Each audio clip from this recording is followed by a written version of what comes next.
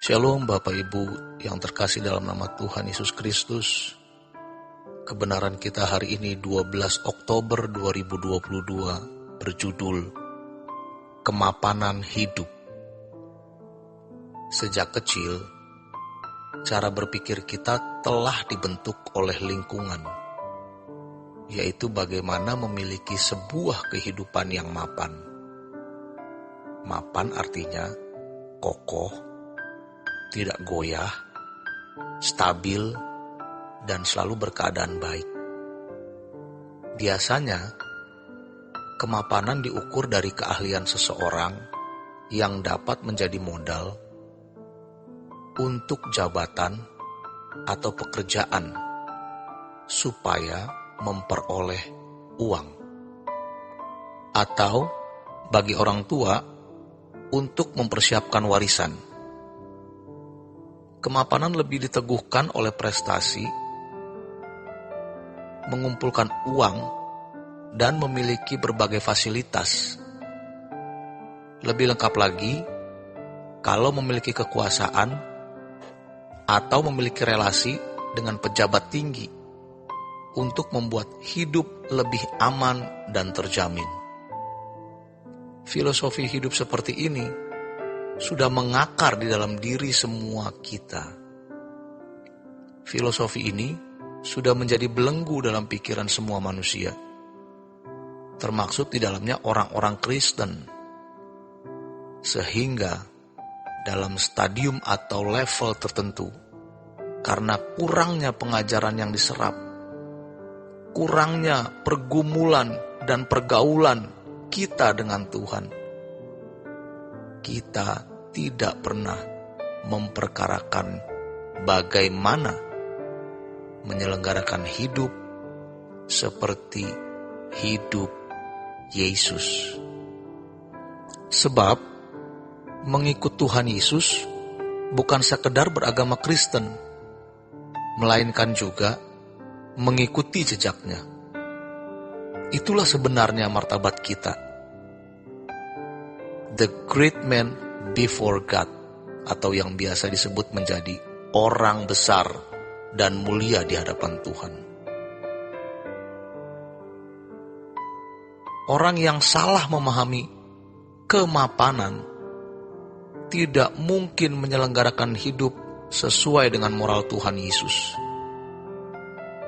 Banyak orang berpikir bahwa mengikut Tuhan Yesus berarti memiliki jaminan penyelenggaraan hidup di dunia ini.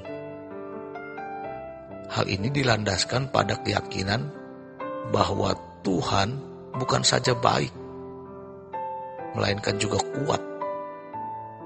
Mereka tidak mengerti isi kebaikan Tuhan. Baik menurut Tuhan itu apa dan bagaimana? Dan tentu saja mereka juga tidak memahami kehendak dan rencananya.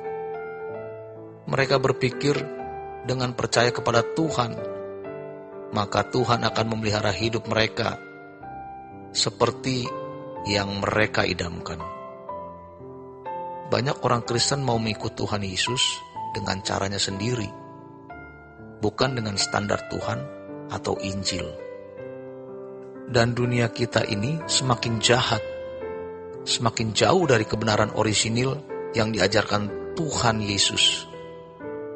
Sejujurnya, dewasa ini banyak pembicara Kristen yang menyesatkan umat. Gereja keluar dari rel yang Tuhan Yesus gariskan. Kekristenan hanya menjadi agama dengan berbagai atribut dan berbagai ciri keberagamaan. Mereka mengajarkan bahwa ikut Tuhan Yesus dapat membangun kemapanan di bumi. Pemikiran seperti ini adalah pemikiran orang beragama pada umumnya.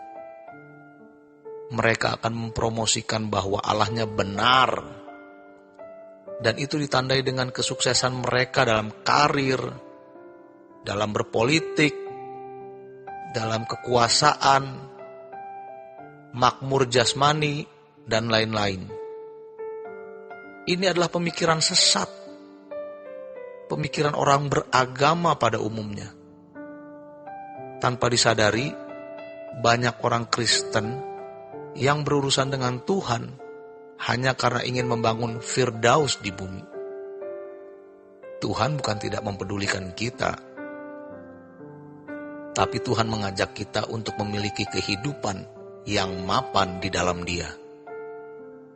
Orang yang mengingini kehidupan yang mapan seperti konsep orang-orang dunia adalah orang yang mencintai dunia dan sedang berkhianat kepada Tuhan, atau dalam proses berkhianat total kepada Tuhan. Sebab Tuhan tidak pernah mengajarkan untuk mencari kemapanan di bumi. Ini yang Tuhan ajarkan. Serigala mempunyai liang, burung mempunyai sarang, tapi anak manusia tidak mempunyai tempat untuk meletakkan kepalanya. Matius 8 ayat 20. Mengikut Tuhan Yesus berarti hidup dalam ketidakmapanan, seperti cara hidup Tuhan Yesus ketika Ia mengenakan tubuh manusia yang berdaging. Orang yang mengingini kemapanan di bumi adalah orang yang membangun kerajaannya sendiri. Jangan harap orang-orang yang membangun kemapanan di bumi mewarisi kerajaan sorga bersama-sama dengan Tuhan Yesus. Maka, selagi ada kesempatan, mari kita bertobat. Bertobat itu bukan hanya perubahan kelakuan, tapi perubahan cara berpikir yang menyebabkan perubahan kelakuan. Bukan hanya masalah moral umum, melainkan juga batiniah kita yang makin dibaharui. Dan jangan minta apa-apa selain ini. Aku mau berkenan padamu. Apa yang kita butuhkan yang Bapa tidak penuhi? Tidak ada. Alkitab mengatakan, Bapamu tahu bahwa kamu memerlukannya. Masakan kita meragukannya? Kita harus yakin bahwa Tuhan tidak meninggalkan kita, asalkan kita tidak meninggalkan Tuhan. Jadi, bagaimanapun manusia tidak bisa mapan, karena manusia pasti mati. Dan kita tidak tahu kapan kita mati. Dunia selalu berubah tanpa dapat kita prediksi. Kita tidak boleh optimis berlandaskan apa yang ada di bumi ini.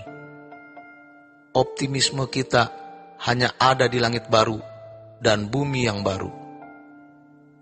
Kita optimis bahwa Tuhan akan memelihara kita sampai kekekalan. Sekarang, saatnya kita merubah diri menjadi manusia baru. Demikian kebenaran kita hari ini. Selamat merubah diri menjadi manusia baru. Tuhan Yesus memberkati.